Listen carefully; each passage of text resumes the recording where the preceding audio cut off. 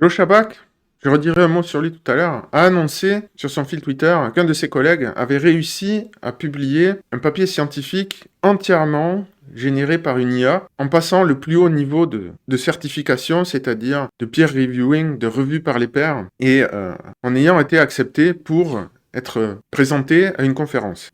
J'insiste, on y reviendra un peu plus en détail tout à l'heure, cette découverte, ce papier a été entièrement généré par l'IA, y compris le sujet même de la recherche. C'est ça qui est nouveau, extraordinaire dans cette publication. Est-ce que ça signifie qu'on va avoir une explosion de l'usage des IA dans la recherche scientifique, une explosion des découvertes? Hop, hop, hop, hop. Je vous arrête tout de suite parce que c'est plus compliqué que ça. Oui, cette tendance va exister, mais malheureusement, elle n'est pas la seule. Il y a des gros problèmes en science, et les IA, autant elles résolvent certains problèmes, autant elles en posent de nouveaux, et c'est ce qu'on va voir dans cette vidéo. Donc ici, sur cette chaîne, on n'est pas dans la hype sur les IA, on essaie de vraiment comprendre ce qui se passe, et c'est ce que je vous propose de regarder, et de mettre en balance le côté génial des IA, ainsi que le côté obscur, malheureusement, de leur utilisation, parce que c'est très probablement ce qui va se passer dans de nombreux domaines.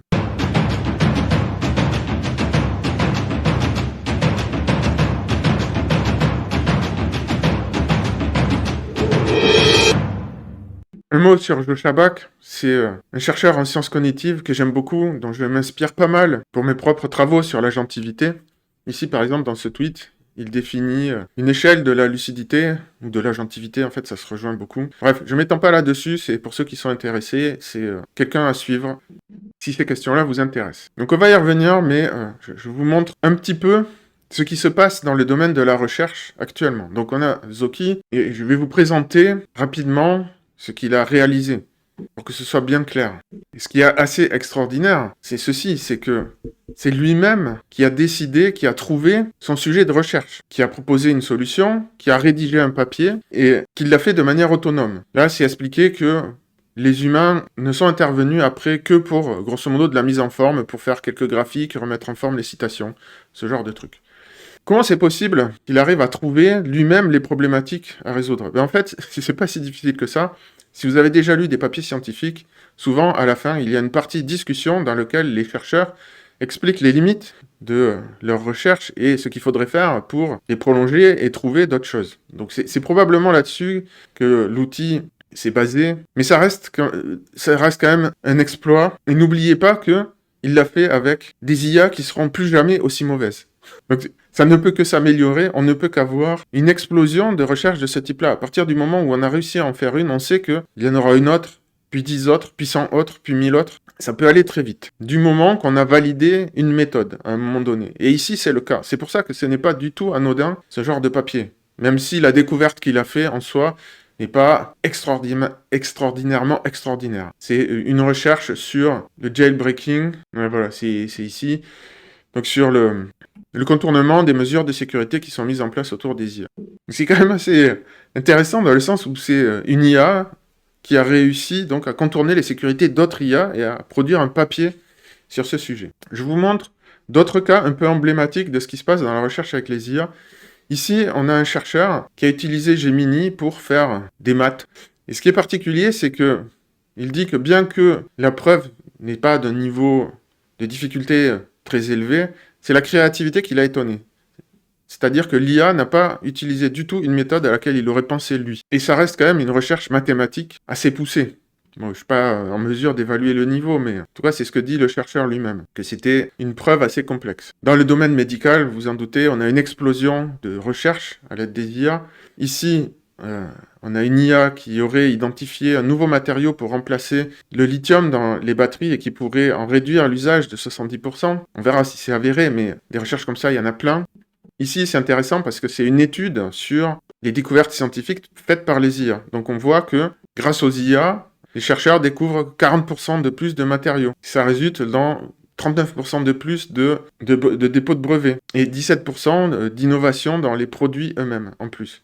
Par contre, ça je m'y attendais pas trop, mais 82% des scientifiques disent qu'ils sont moins satisfaits de leur travail parce que leur créativité est moins sollicitée, de même que leurs compétences.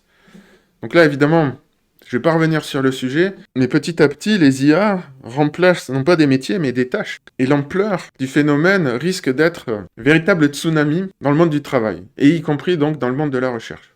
Là, on voit les tendances. Bon, c'était en 2004, donc on n'a pas les chiffres récents, mais des publications qui utilisent des IA. Pour l'instant, c'est pas tant que ça, en fait. On est de l'ordre de 3-4%, mais on voit bien qu'il y a une explosion de l'usage des IA dans la recherche. Maintenant, très rapidement, je vais vous présenter quelques outils d'aide à la recherche. Je vais aller vite dessus parce que c'est une section que vous pouvez sauter. Je la mets pour les gens qui seraient intéressés par le sujet, que vous puissiez connaître les outils qui existent. Donc on a Zoki, dont j'ai déjà parlé. Il y a Sakana, qui a lui aussi passé l'étape de générer un papier accepté en peer reviewing. Donc ça montre un peu la maturité de ces outils quand même. Hein. On est déjà dans des choses... On n'est plus dans le gadget. Hein. Désolé Jean Covici. Robin, alors celui-là je ne sais pas où il en est, mais bon voilà, il existe si vous voulez aller jeter un coup d'œil. Il y a l'outil Co-Scientist de Google, qui avait fait parler de lui il y a quelques mois en arrière, en février, parce qu'il avait résolu en 48 heures un problème qui avait mis presque une décennie à être résolu par les humains. Alors, il n'avait pas résolu un nouveau problème, mais quand même. Et on a aussi des outils d'aide à la recherche. Par exemple, là, Explainer Papier, qui permet de discuter avec un papier de recherche, en quelque sorte. En général, il y a l'abstract qui permet déjà de se faire une bonne idée de ce qu'il y a dedans.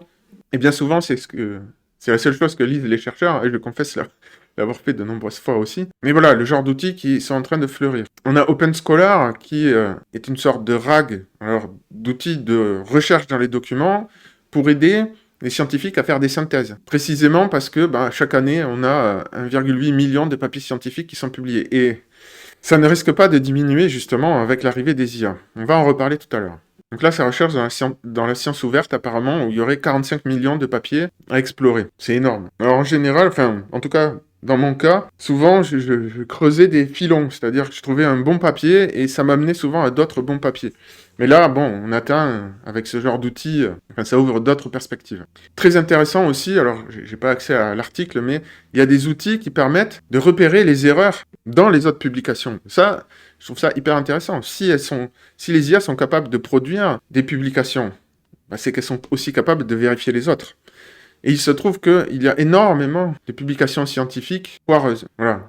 Ici, là, j'ai pas vérifié, mais ça correspond à peu près à ce qu'on a de mémoire sur Wikipédia sur la crise de réplicabilité, mais un papier sur 2 contient des erreurs, un papier sur 3 dans le domaine médical est problématique, et seulement un tiers des papiers de psychologie sont répliqués. Bon voilà, allez voir, crise de réplicabilité, la sociologie, la psychologie sont des domaines de la science un peu dévastés. Hein.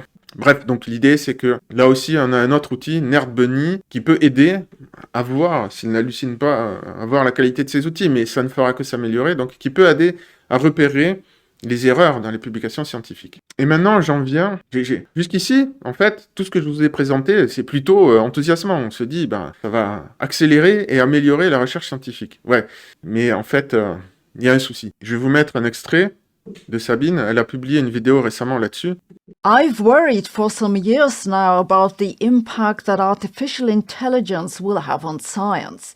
Because many, if not most, research areas are already struggling with nonsense research and flailing peer review, and things are getting worse. Donc pour ceux qui ne comprennent pas l'anglais, ce qu'elle dit, c'est que ça fait déjà un moment qu'elle s'inquiète de l'état de la science et que l'arrivée des IA dans ce domaine est en train d'empirer les choses. Donc elle parle des recherches absurdes ou qui passent le système de peer reviewing alors qu'elles ne devraient pas. The crazy tariff formula of the Trump administration, for example, has widely been suspected to have been AI generated, but I guess it's okay because the UK Tech Secretary too has used ChatGPT for policy advice.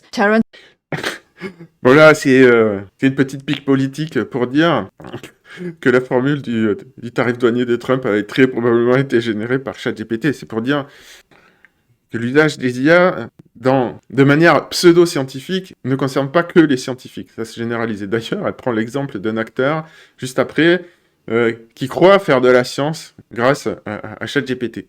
Howard, the actor who believes that 1 × 1 = 2, recently put forward a supposed solution to the three-body problem, almost certainly also AI-generated. And I've now received half a dozen theories of everything that were, by admission, written with the help of AI.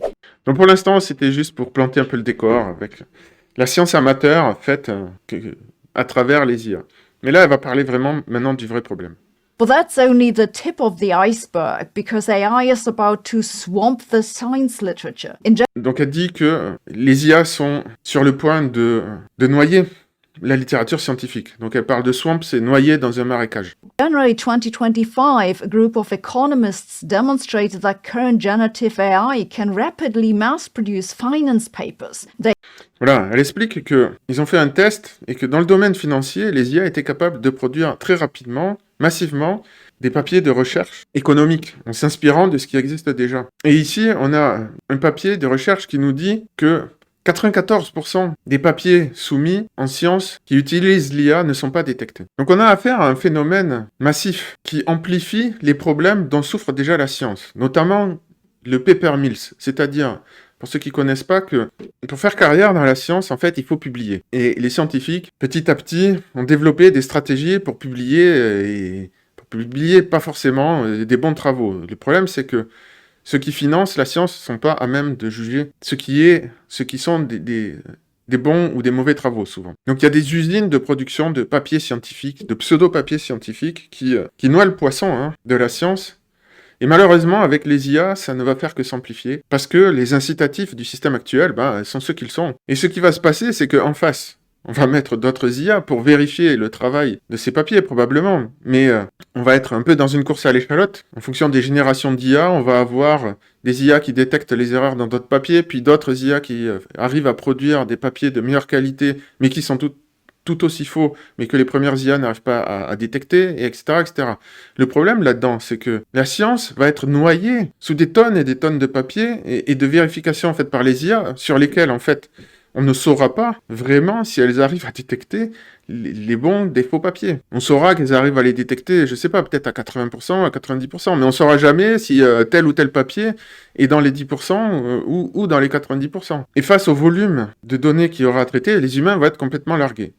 Donc on est face à un véritable problème systémique et on rentre dans ce que je vous expliquais, le monde de la reconfiguration. Les règles qu'on s'est données actuellement vont de moins en moins fonctionner. Il va falloir faire autrement. Il va falloir trouver d'autres systèmes pour fonctionner, et pas que dans le domaine de la science. Les IA, ce sont juste des outils, ça dépend comment on les utilise, et en quelque sorte, ce sont des amplificateurs de ce qui existe déjà. Donc la bonne science, il y en aura de plus en plus, avec des découvertes de plus en plus incroyables, mais à côté, il y aura ces problèmes à gérer, de plus en plus de sciences pourries. Et tout ça, faut pas croire que ça va juste un peu compliquer la véritable science, ça va ralentir le truc ou ça va nous coûter un peu plus cher. Non, non.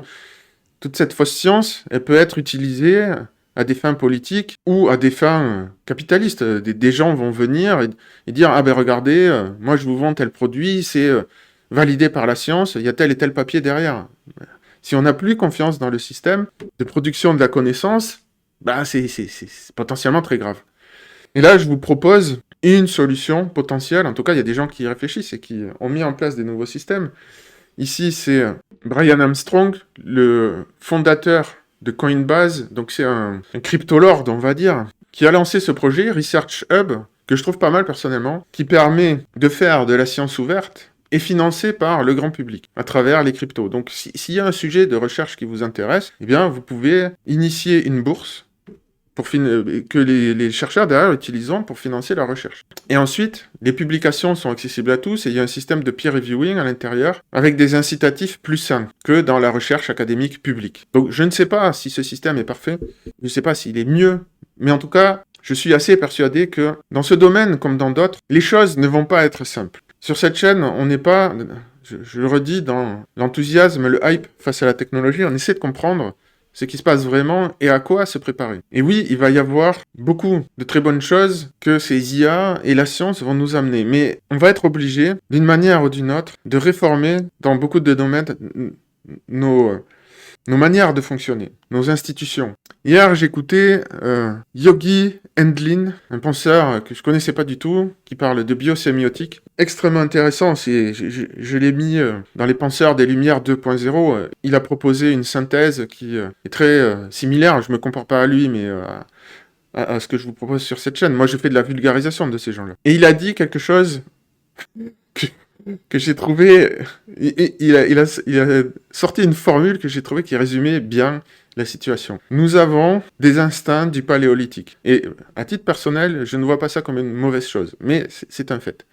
Nous avons des institutions moyenâgeuses. Et c'est vrai, nos institutions ont été pensées au Moyen-Âge. On a beau dire que c'est moderne et tout ce qu'on veut, non. Quand on remonte l'historique, des démocraties, de la République et tout, ça vient du Moyen-Âge. Et nous avons la technologie de Dieu. Donc en fait, c'est trop décalé. Il va falloir aligner notre technologie, nos institutions et nos instincts, si on veut traverser l'adolescence technologique. Et je précise, en passant, que c'est précisément l'objet de mon bouquin à sortir bientôt, Reprendre sa santé en main. Ça ne parle pas que de la santé, ça parle de tous ces sujets-là. Et précisément, ça parle de notre partie paléolithique qui est en nous. Parce que biologiquement, nous n'avons pas énormément évolué depuis le paléolithique. Les humains d'il y a 100 000 ans, les chasseurs-cueilleurs d'il y a 100 000 ans, n'étaient physiquement pas différents de nous, en moyenne. Ils l'étaient technologiquement, culturellement, anthropologiquement, c'est-à-dire leur manière de gérer les relations entre eux. Oui, certes. Donc là, ce qui se passe en science actuellement, encore une fois, je vais conclure là-dessus, c'est génial.